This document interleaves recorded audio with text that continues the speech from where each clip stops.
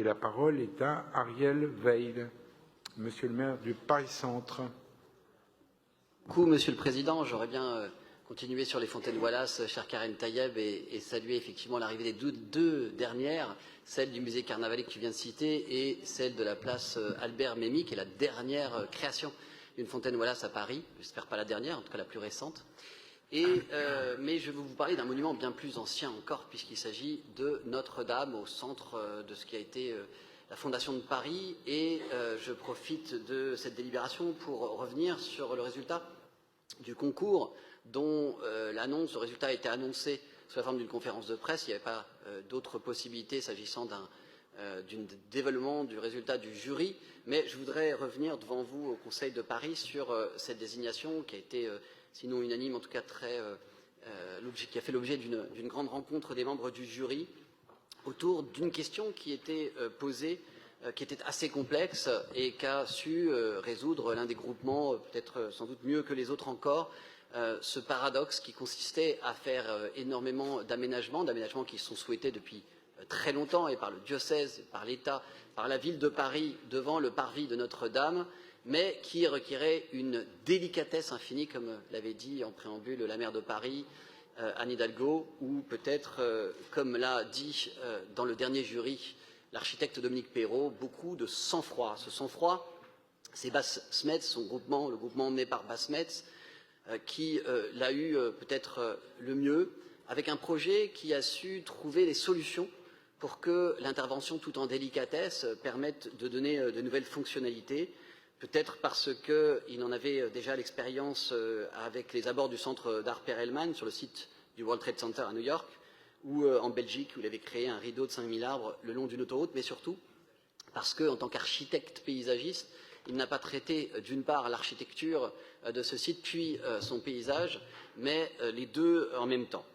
Et je voudrais insister sur un certain nombre de points qui en font un très très très grand projet, un très fort projet, dont nous attendons qu'il démarre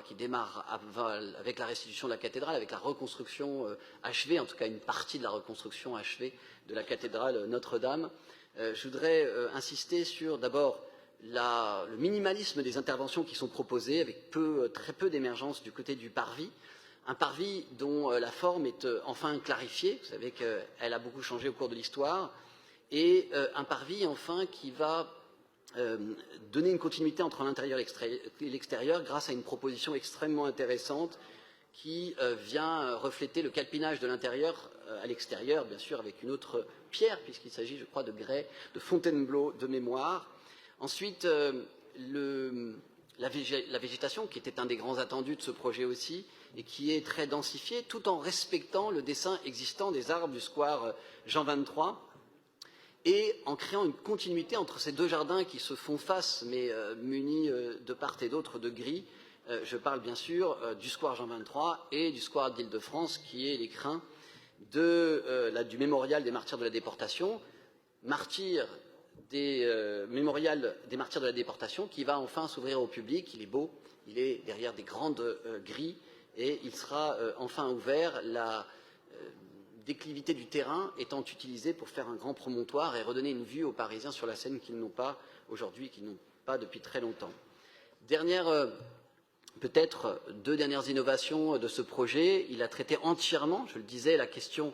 du rafraîchissement, avec, y compris sur la partie qui devait rester dénudée, à plus dénudée, le parvis, ce parvis qui est un îlot de chaleur extraordinaire, non seulement le grès de Fontainebleau a des propriétés rafraîchissantes, mais surtout